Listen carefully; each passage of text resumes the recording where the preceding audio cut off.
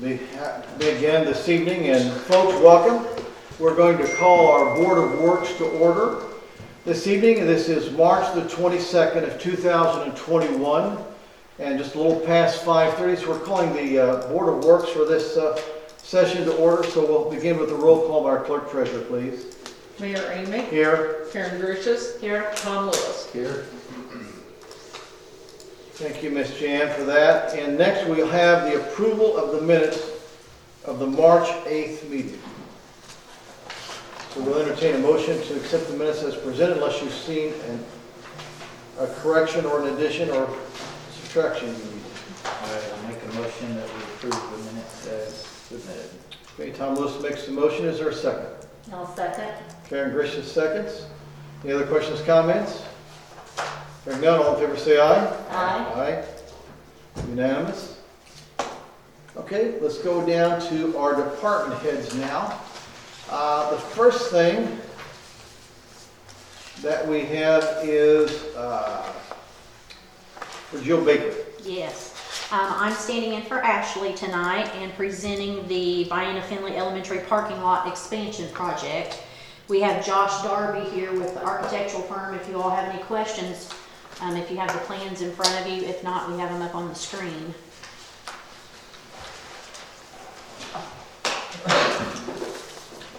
I had some questions on that as well, but I'm going to let Tom, some questions you do. Come on up, Josh. No, you go. Yeah, okay, please have a seat. Okay.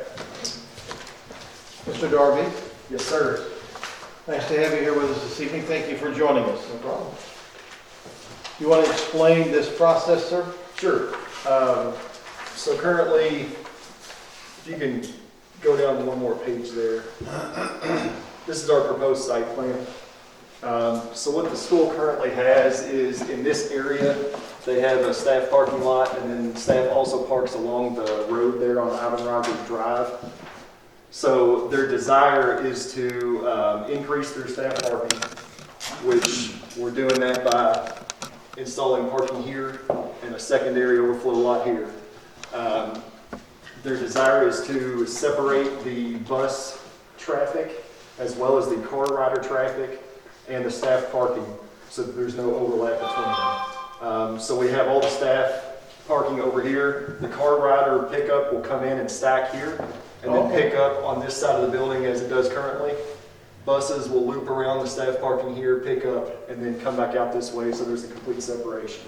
Well, that's night and day difference. That's going to be huge. It's going to be nice. It's going to be great. It's going to be great.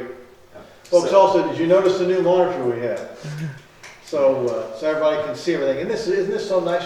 You It see where it the is water- nice. I'm glad I can stand here and point to everything, and everybody's looking at the same thing, so that's very nice. You're kind of like a weatherman up there, Mr. Darby. I feel like it. I don't know that I'm pretty enough to be on TV, but Can you point out the water tower, where the water tower is at? yeah, the water tower is at the very top of the screen there, at the top of the water tower, or the bus rider loop. So the water tower, it's actually unclear to me at this point whether or not it is to stay or be removed. I know the contractor provided the school a price for it to be removed. I don't know whether or not it was accepted. I don't know what the school's doing there either, but I mean, it gives you, it's kind of a point. If you've ever been out that way, you kind of know, you can kind of make your coordinates there as to utilizing that landmark. So is it not used now? No, water hasn't been used because I contacted other entities, and I actually contacted Kent Water, and I don't think it's been in use for 30 years, Yeah. something like 25 or 30 years. And they said that basically that they use all kinds of differences today, and it's not of any use to anyone. Okay.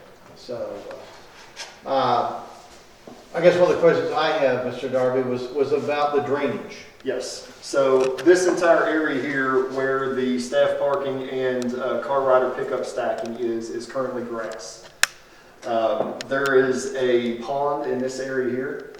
So since we're converting all this from a pervious grass surface to obviously a paved impervious surface, we are going to create a stormwater detention basin in the area of the existing pond that's going to be sized in order to store and delay the release so that we are delaying less than or equal to the existing runoff rate. So on sheet 4, and I know it's kind of tough to read, but on the next sheet, we've got our pre-construction runoff rates as well as our post-construction runoff rates. And there are tables there that show that we are storing and releasing at a rate that's less than the pre-construction rates. Is there- 2, 10, and 100-year storms. Where's it released to? It'll release to the exact same point now. It comes out the southwest corner of the property there and into the state right of way along the ditch, along 256. I think that ditch runs down the creek, doesn't it? Yeah, that continues down the road there. Yeah. So it's the exact same discharge point as current. It's releasing at a reduced rate from existing, so we're really not changing any drainage patterns. So I think there's a ditch there that's just prior to what used to be that old concrete plant. And, So just curiosity, you've got 10 rows of drop-off people here. It looks like about 10 cars each. Yeah, they wanted stacking room for 100 cars. That's what they got. 100 cars, they stacked them that many up, or That's what they tell us. They tell us they wanted 100. I think they. It's at 96, isn't it, right now? Yes, somewhere around there, around that 96. I think that they've indicated that there's the system that they have. They think they can get it through quicker. They don't ever have 100 cars waiting at one time, but they wanted to plan for worst case scenario to get those 100 cars stacked. get there early so you don't have to wait. Exactly. And a point Ashley brought out today too, you guys are also putting 25 more trees in. Yes, we've got a landscape plan. Let's see, page 8 is our landscaping plan. So there are 25 trees that we're spacing along the property there. We've got, 4 along State Road 56 that will attempt to screen the new parking areas there, as well as, the other 21 are throughout the site. Will we have to put any chemicals in the basin? It's actually a dry basin. The way this functions is when it rains, it'll fill up. There's a small pipe to outlet it slowly, and within 24 hours, it'll drain, it'll be completely dry. So when you see it out there, it's not going to be a pond that's full of water all the time. It's going to be dry. It's just a grass depression. So the pond will be gone. The pond's gone. And there's a pond there now, so that's going to, so you're just making a basin. The pond's going away, and it's just going to be a basin. It's going to be about 4 feet deep. Okay. It's not going to be a big hole. The contours you can see are gradual. So it'll be a depression that's grass, and it's just mowed. It'll drain out and be dry within 24 hours after the rainfall. So what's the detention of what frequency of flooding? 100-year flood, 50-year flood, what? So it'll hold a 100-year flood. And our calculations there show what it does in the 2, 10, and 100, how we have the reductions. But yeah, it'll store the 100-year flood. Anything over that, we have an emergency spillway that'll allow it to spill over and into the state right away. So is that considerably lower than the school itself? As far as if it were to flood over 100 years? It's considerably lower. Yeah, the school is up at 607. The spillway elevation is at 598. Okay. So, 9 feet lower is where the emergency spillway is. It's way lower than school. What are they planning on doing with on the east side of the top parking lot? Because they've cleared that land out too. In this area, Yeah, well, now go to your right. Yeah.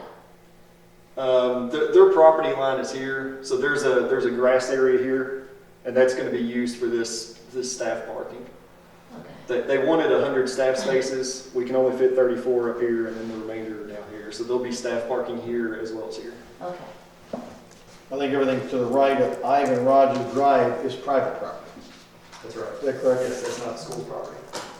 Do they have that many staff? Do they have that many staff? I think, Yeah, there's quite a I call it staff parking, but they have quite a few events there, so it's not only going to be for staff parking, it's also going to be parents when they have events. So no, they don't have enough staff to fill hundreds that they wanted for that parking. Who's the they you keep talking about? The school, I'm sorry, the school, itself? the school. Okay, not the school board. No, it's the Beechwood Family School. Okay. So what's our role? I mean, what's the school board's role versus our role? I think our role is basically to approve the drainage plan that the Vienna School is giving to us. And that affects all of our city's drains as well. So, am I correct on that? Yes. Okay. So we're not approving the project, we're just approving. I guess, in essence, we're putting our stamp of approval on the project. Is that correct? And approving it. But you're the last stop. The county drainage and soil, everyone, it's went through everyone. It's just for you all to get the last go. Okay. We're not paying for it, though. No. No, sir. They are. That's right. They are paying, the school is Yeah. paying for it, yes. Yeah, we're only seeking drainage approval Yes. to move forward with construction of the project. It sounds like it's not really changing much. Actually, it's gonna become better than it is now. Yeah, it really is. Yeah, most ordinances require you to reduce your amount of stormwater runoff to less than pre-construction, so that's pretty standard. And that was my concern, with all this asphalt going in, that asphalt's not going to be absorbed by the ground, so where's it going to go? Right. And so that was my concern. So that sounds like great. Anybody have any other questions? Okay. So we need a motion to approve the Drainage. drainage? Is that what it's You called? make a motion, Tom? I will make that motion. And I'll second. Okay, a motion put forth by Tom Lewis to approve the drainage plan set up by, what's the name of your company? Jacoby Toombs and Lands. Jacoby Toombs Land. Is presented this evening for the Vienna Elementary School System and seconded by Karen Gricius. Any other questions, comments? Hearing none, all in favor say aye. Aye. Aye. Unanimous. Thank you very much. sir. Thank you. Good job. Thank you, Josh. Next we have is an employee transfer by Miss Jessica Jones. Jason Applegate would like to request moving Kenny Spence from sanitation part-time laborer to street department part-time laborer effective March 21st, this past Sunday. It is no difference in pay, no difference in hours. All it is changing him from sanitation part-time to street department part-time. And we'll address the clerk treasurer, miss. Is this something just to try to help correct that budget? Yes, because if they continue paying him out of the line where he's being paid now, that line will be depleted. And yes, it's basically a lateral move, but there's funding in the street for that. Okay. Any questions about that? Okay. Make the motion to approve the transfer. Tom Lewis makes a motion to approve the employee transfer of Kenny over to streets. Is there a second? I'll second. Karen seconds. Questions, comments, concerns? Hearing none, all in favor say aye. Aye. Unanimous, so moved.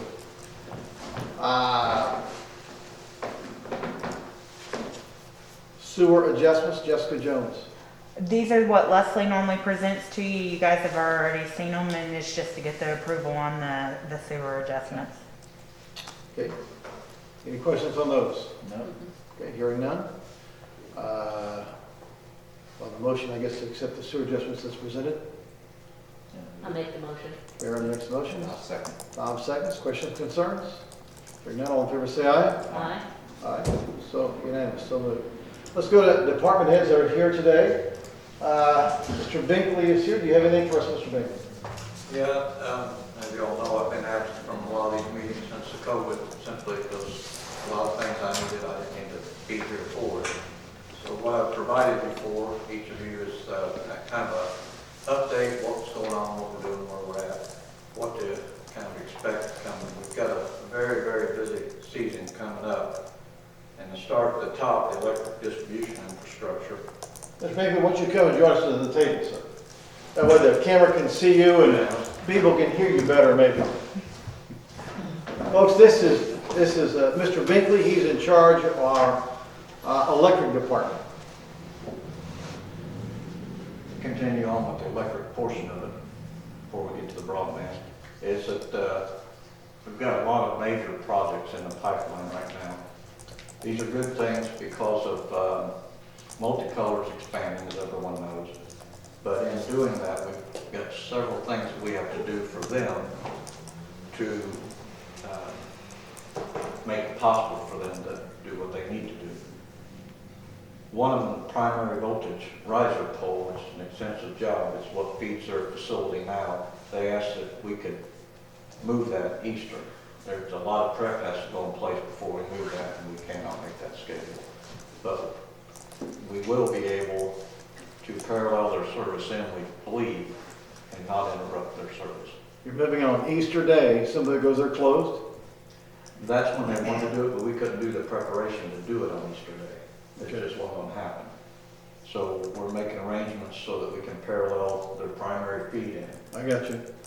which it's one of those things we'll be operating around 12,000 volts to get these other wires in, but that's what we do. That's what we can. In doing what they're doing, we're going to have to upgrade their transformer. It's currently at 1500 kVA. We've got to upgrade it to 2500 kVA. Good news is I've got one setting there. Those are about $40,000 to $50,000. So I've got one in the spare. Bad news is next item 3 is a transformer replacement at Indiana Bottling. Due to corrosion of the transformer, we had to take our spare 750 kVA and replace it. And the reason I say that's bad news is because we need a 750 kVA for the asphalt plant that's coming up. So What's one of those costs? it'd be between 12 and 16,000 would be my guess. We haven't bought one for a while, so I'm thinking they didn't go down. I kind of skipped a little bit there, but also for the asphalt plant, they're asking, the Midwest Gas wants to put a 4-inch gas line. They want to put it just to the north of my building, and I told them no, that building has an expandable end wall on it, and I do not want to give up the ability if we should ever want to build that building on that for any reason. So my suggestion to them was move to the north end of that property, which we have a buffer zone anyway, we can't build on. And that was acceptable to them. I don't know how the city wants to proceed with that easement. I mean, it's a handshake, they were unloading pipe, they're getting ready to go, that's why we've always worked with them. But if this board would want to have a written easement put in place, then we need to contact Midwest Gas and set that up. I think we probably need to consult legal services. Yeah, I was gonna say, that sounds like a legal question Yeah. that Josh needs to address. Okay. Just making the board aware of it. Yeah. We don't want to slow the project down. Right. Right. Trying to keep everything moving forward. And it sounds like the most logical place to put it. Yes, and plus, if we develop anything back there, the 2-inch gas main would supply what the asphalt plant needs, but we've got other property back there, and we want to be able to say we have the service available, or Midwest or us, either one, that they're gas capable for supporting other industry. In that asphalt plant also, like I said, it needs the 750 kVA transformer, but we're going to have to build a 3-phase extension line to the back of that property, to the back of our property, which would be in front of theirs. So that project's coming up. Dollar-wise, it's going to be 3 or 4 poles, wire, and everything that goes with putting the riser up. You're probably talking $20,000 worth of equipment time to get done with it. And of course, I've done mention the 3-phase, item 6, transformer. Item number 7, 3-phase distribution line extension for housing development on Beechwood. With 100 homes being built in there, we can't just simply take the single-phase line and feed them. It would put our substations in an imbalanced condition, and it'll cause breakers to trip erroneously. You just don't want it. You don't want an unbalanced condition on your system. It balances itself out by going back through the neutral. The breaker will sense a heavy neutral load, and it'll trip the breaker open. So in order to offset those issues, you got to build 3-phase and balance the load out. And that requires requires us to put three-phase, and what we intend to do is come from the, Mr. Lube or Jiffy Lube or Right. whatever, Harvey's. Right? We're gonna take three-phase from there, all the way up to Lakeview and Beechwood, that corner. We already have existing three-phase coming in from the north to pick up, I can't think of that, St. James. So essentially, we'll be building that through there. Now, we'll have to decide what size circuit we are gonna put on as far as the wire size for capacity. If we wanna utilize that as a tie line between stations, I've gotta sit down and go through that and see if it's advantageous to put a larger wire in, which gives us more options to basically reroute circuits to work on other things. The procurement of materials for underground subdivisions, I've not got any mapping on these yet. I don't know the layouts, I don't know how to start ordering transformers, pedestals. And the reason I bring that up is because it's not me going to take 3 of them off the shelf and go build this. With this many homes going in, it's a massive quantity, and there are lead times on this material. I can't start ordering until I know what to order, if that makes any sense to anyone. I'm bringing it to the board's attention in case we get down the road and the developer's saying, what's going on with the electric department? It is what it is. If I don't have any information to order the material, I can't order it until I get it. Same thing, a transformer, secondary installation of new housing on Wooded Trail. That's not going to be that huge of an issue because we already have the primary in there. We'll install the transformers and drop overhead secondary in. That's what they agreed to. The Lake Road substation decommissioning, that's a result of our solar park. That was an aged structure. I was going to phase it out anyway, but just to let the board know that we took it offline. And talking with the mayor, we've got appraisals for it. Costs as much to move the transformers as the value of the transformers. So it's kind of a net zero. And we talked about keeping it as a training facility. We have IMDA coming into town now doing a lot of training for all of Indiana. And they actually went down there and had a class with it. So they thought that was great because it's got the regulators in it. But just, that substation is no longer online, but it will retain it for training purposes. The rebuild of the 69,000 volt transmission line, that's a major project.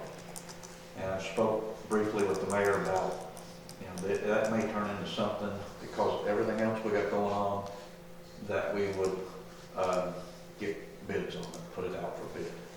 Haven't reached that yet, but we don't have the stringing equipment for the 69,000 volt wire. We can get the poles in the ground, we can get things prepared, we can transfer the old wire, but then it needs to be upgraded the rest of the system. It's been pushed back for 15 years. The poles are starting to get in, they're solid on the ground, but they got woodpecker condominiums in them, if you will. We go out, we plug the holes, we fill it up with a special tube, they move over and make a new hole. They are getting to the point that I'm having concern. Just making you aware that, and obviously I come to this board before I ever start putting together a bid package on it. I'm trying to catch up with a year's worth of stuff, so. Yeah. The installation of the substation riser for Circuit 2 out of the South Main Sub, item 12. That's also it was work that was being planned, but it's been pushed forward now because of the solar park. We're wanting to separate Gen Pack off of that Circuit 1 because we've really loaded Circuit 1 out of South Main up by trying to add load to the solar circuit. So we want to get Alpea and Gen Pack separated at that point. And to do that, we have to build that circuit outside the station. And these are the things that are most important. We still have tons of day-to-day come in, but these are the things that will need attention in the next 3 to 6 months. We'll not get these all done in 3 to 6 months. We do, I'll be proud of everyone, and it won't be for lack of trying. But just to make the board aware that we are getting extremely busy. It's not a bad thing. We've been busy, but this is kind of new level. bring you an update on the residential fiber the electric department's building. One of the things that's going to really be a strong point about having fiber to every home is there's this thing that's called the Smart Grid Initiative. It's starting to take off. And more, as we move to sustainable energies and things of that nature, it's going to require that connectivity. So it's got real-time connectivity to see what the homeowner, what the power distribution on the homes is. So that's becoming important. I had a good conversation with Jackson County RMC, and he was telling me, Mark McKinney, that what they're doing, what they're looking at as far as things in this nature. One of the things that I've read up on this is one of our biggest issues we have right now is for residential electric is the way we sell electric and the way we buy electric. And the way we buy electric, there's two components. One component being kilowatt hours. That's what's on your meter when you see those numbers. We do the same thing, but they've got a meter and they tell how many kilowatt hours we purchase. The other component is what's called a demand component. And that demand component is the amount of electricity that flows in an hour. So if it only happens one time the entire month, that's the bill you pay, is for that. If you're selling electricity to industry, that's a good thing.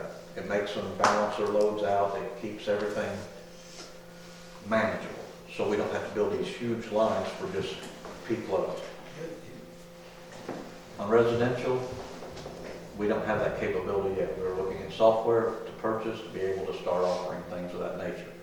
Where I'm headed to with this is the Smart Grid Initiative would allow people to be buying,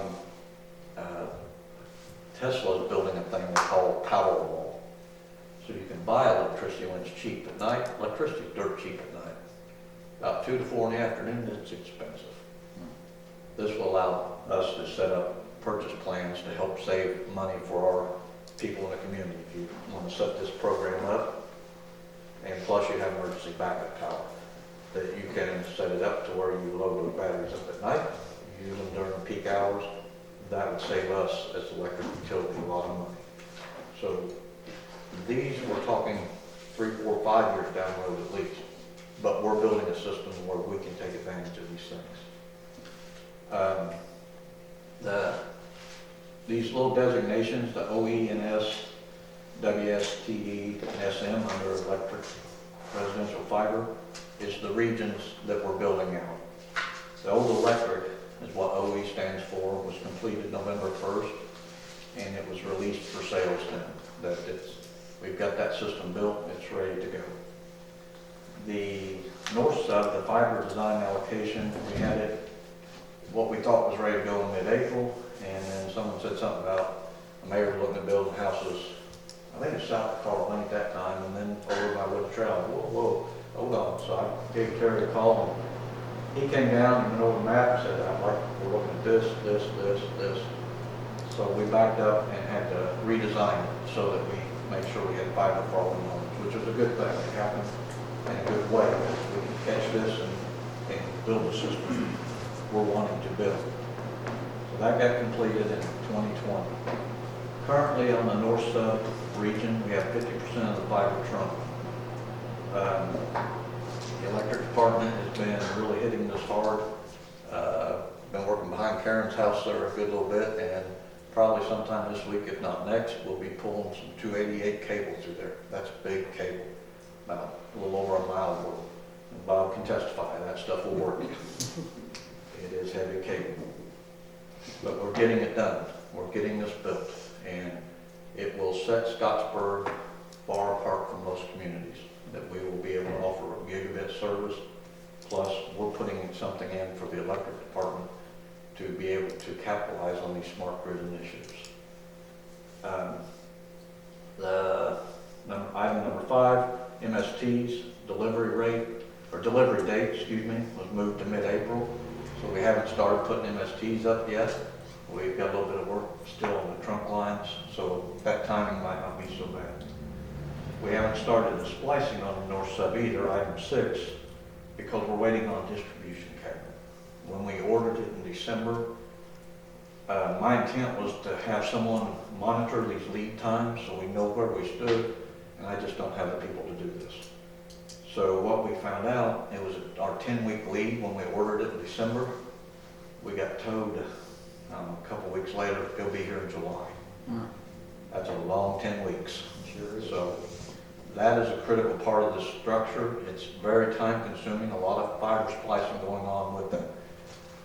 So what I did was I pushed through, looked at all my other regions, and I had west of the interstate was a little bit light as far as these larger cabinets, and South Main was a little bit light. Well, going back to looking at where we're building houses, I went ahead and ordered the larger cabinets. So we got this big a wait period, let's just get them in. Because right now, infrastructure money is going out, all the states, the federal government, everyone's wanting to build fiber. Let's get ahead of it. So that's why I told them, get this stuff, get it ordered, and let's get it coming in. That was item number 7 there. I'll finish up, and I apologize for being so lengthy, but I just want to make sure everybody's up to speed on what we're doing. The electric operations and commercial fiber, that's the fiber we use that runs between our substations and that runs the city. It's, we have the servers, our server rooms down at the electric department, that's where the heartbeat of this whole thing is. But there's a couple pieces of this that haven't been done. One of them wasn't done because we were waiting to change those poles out to 69,000 volt line. We're waiting to do that. I finally said, enough's enough, we gotta get this fiber in the air because part of the solar park, if it feeds into our west substation, we gotta have connectivity into that solar park so it doesn't backfeed our transformers. So hats off to Willie and the guys, they done a great job getting at that. Was a nightmare. I stood in flag traffic for 2.5 hours. Scott, hats off to your guys when they're out there flagging traffic. It is a pain. We did have some overtime on that, but it was an essential thing to get done. If we shut down, we would risk a fiber cut plus startup time. It was a bargain. I mean, anytime I can get, that was a long pull. That was like 1.5 miles of fiber. And again, the guys done a great job. Can't say enough good about what they're getting done. The Miranda Lane extension, that was to get down to the solar park, 3,500 feet. Splice B to the firehouse, we have getting a lot of congestion on the north side of town, the way fiber is feeding back in. So that was just another piece of our main puzzle, or our main fiber line that the electric runs off of. And same thing, the upgrade to the splice on Armory Drive, we had to put in bigger splice. Hats off to our splice guy. He had to cut a splice out without tearing up all the fibers in it. We had to schedule a shutdown. Again, that was overtime on a Sunday. But to give you an idea that when we first started fiber, it's $10,000 a splice roughly. And to have cut a splice out, put one in, you were probably looking anywhere from $15,000 to $20,000 to have it done right. And by the way, the $10,000 price tags we paid, we had to redo a couple of them. So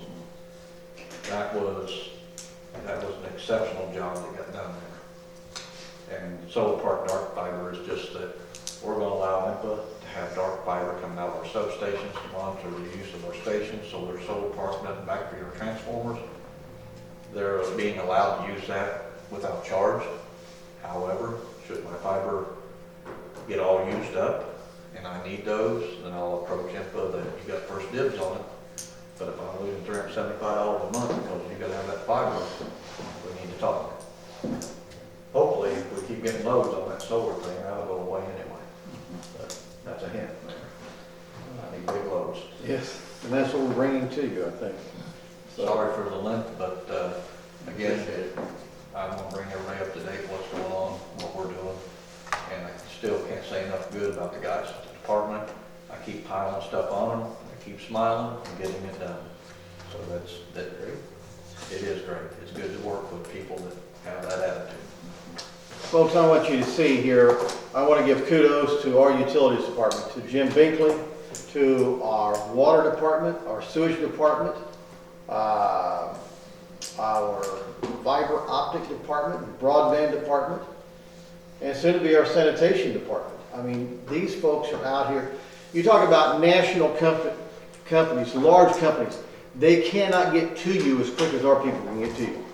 So when you see people like Bob and Jim here with the electric department, when you call in at 2 o'clock in the morning where the snow has knocked a line down or a squirrel has gotten on there and stopped the curlers for the next morning, these guys are there, and we're there within minutes, and not hours and not days. I mean, it's a very fast response time. So that's a great thing about a city having its own utilities. We can respond immediately. So, Jim, thank you so very much for this report. It's an excellent report, and letting everybody know what's been going on, what's being planned for, and what has happened. So thank you so very much. The only thing I'd like to note is the fiber deployment, which, the electric department's doing what we can on it. It may be slowed down for a little bit. One, I don't have time to get in there and design. This fiber has to be designed in regions and allocated. And two, these right here are my paying people, like the multicolors Yeah. and the asphalt plant that will show them priority. We won't forget the fiber. And I know you asked me how soon I'd be in your neighborhood. I'm in your neighborhood, but And we do have one sector already built out. Jim, will you tell the folks at home what sector that is built out? the region that, what we call the old electric department, is where our department used to be on Bond Street. We have a fiber distribution cabinet there.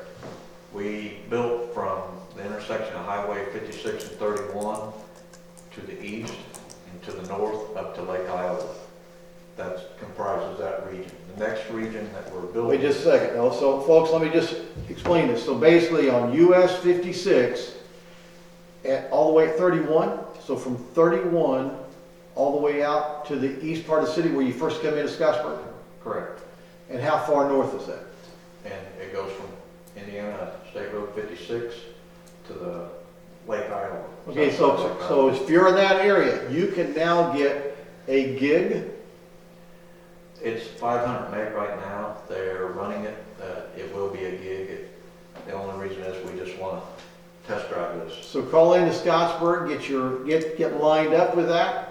You're going to get a great deal. You're going to get great service. So Scottsburg fiber optic here, up and going for you today in this first region, and more regions come. The whole city. We're going to cover the whole city. So I know many of you are waiting for it, and it's worth the wait. So anything else, Mr. Chairman? No, that's all. Thank you. Thank you very much. I appreciate you very much. You pay me to do this. Keep that Well, it's a going. good job. Thank you so very much. Bob, thank you so very much. Bob Brom also, Scottsburg Electric. Thank you very much. So just giving you an update. Next is Chief Zellers. We are running good. I have nothing for the board. Nothing for the board. I have nothing for you. I We're can't, going well. I can't brag enough, folks, on Chief Zellers. I mean, he just runs a fantastic department. If you're coming through Scottsburg, make sure you maintain your speed, because just to give you a heads up, we're up 300% on our pullovers. So just make sure you're maintaining the proper speeds, because I've given Chief Zellers full right to start pulling people over. We want to keep speeds down. We want to make people stay within the laws. We do have radar, and we do use it. So thank you folks so very much. What other department heads are here that have something for this evening? Okay, nobody else? Okay. Any old business? New business? This is going to be claims. We'll go back to our clerk treasurer now. I would just be open for a motion to approve the claims as presented. So moved. Tom Lewis makes a motion to present the claims. I'll second. Karen Grisham seconds. Any other questions, comments about any of the claims? Hearing none, all in favor say aye. Aye. Aye. Unanimous. Announcements. I have an announcement today. It was a very positive announcement. Scottsburg holds a COVID-19 meeting every Monday at 1 o'clock. And we basically try to involve all the county entities, and the county health department said today they only had 8 new infections last week. 8, folks. That's wonderful. That's wonderful. So we're down from 238 a week down to 8. And we thank the Lord for that. And so very positive.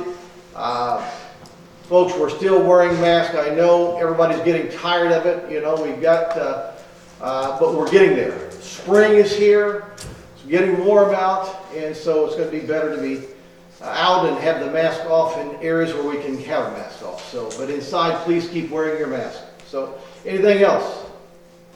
Any announcements? Okay.